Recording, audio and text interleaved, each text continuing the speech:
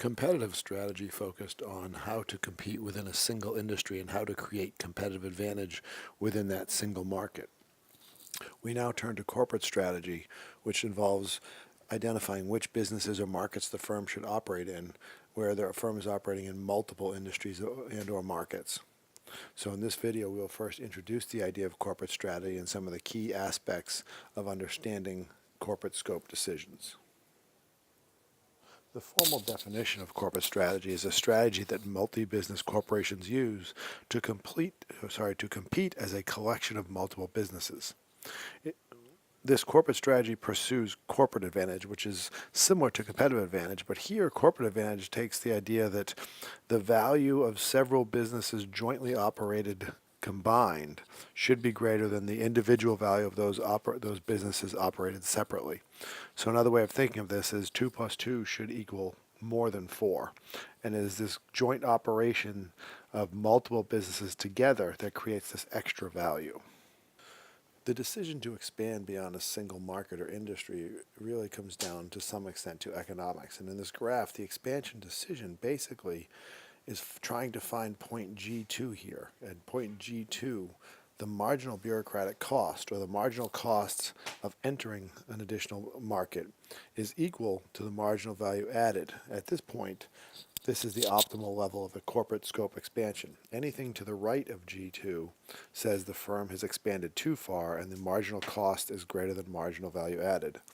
On the left-hand side of G2 would be a situation where the firm is leaving money on the table by not expanding further, and the marginal value added actually exceeds the marginal cost. Thus, the firm is trying to find this point G2. However, it's worth noting that due to changes in industries and economic and pestel factors, these two lines are constantly shifting, making it a dynamic decision. In an article by Piskorsky, she talks about choosing corporate scope, and she defines corporate advantage as the increase in competitive advantage of the business units above what could otherwise be achieved.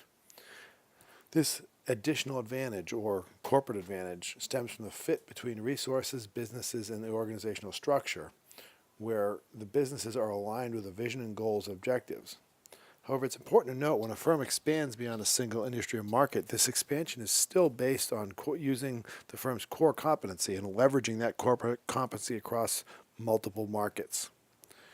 In making this expansion decision, the firm faces two key tests that must be addressed to determine if the firm should expand outside of its current scope. Those two tests are called the Better Off test and ownership test.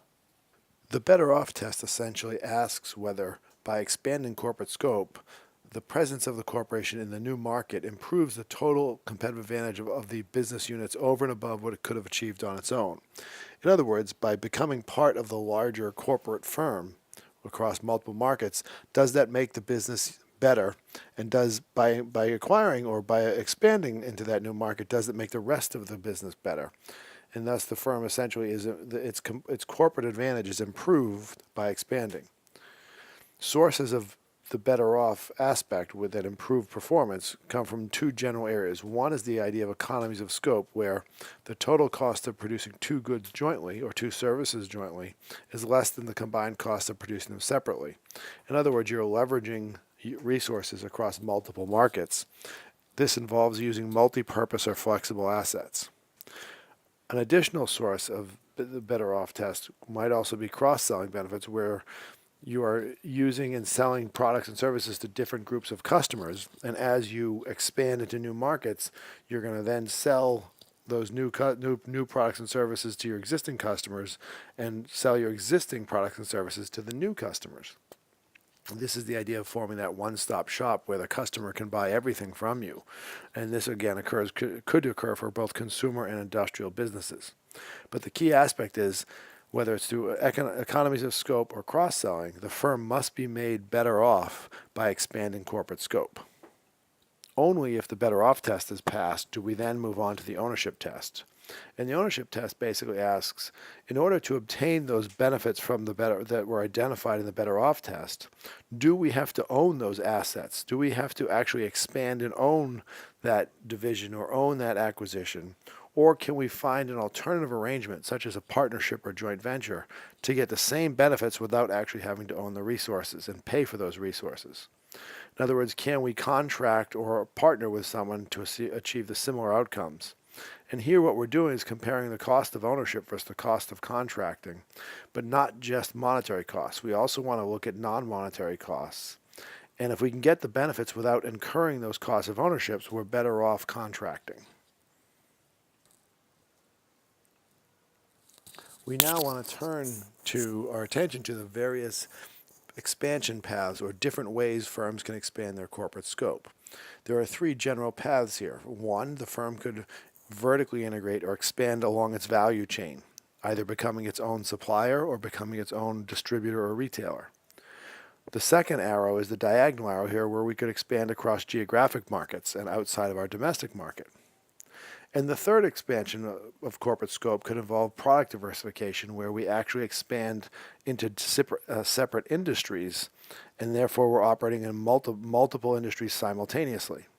No matter which direction or arrow we choose, both the better off test and the ownership test must apply for us to both expand and own that expansion. Otherwise, we might, if the ownership test fails, we might use alternative measures to pursue one of these expansions in corporate scope. In the following videos, we will now expand on each one of these paths and identify the conceptual foundations and the benefits and costs of doing so.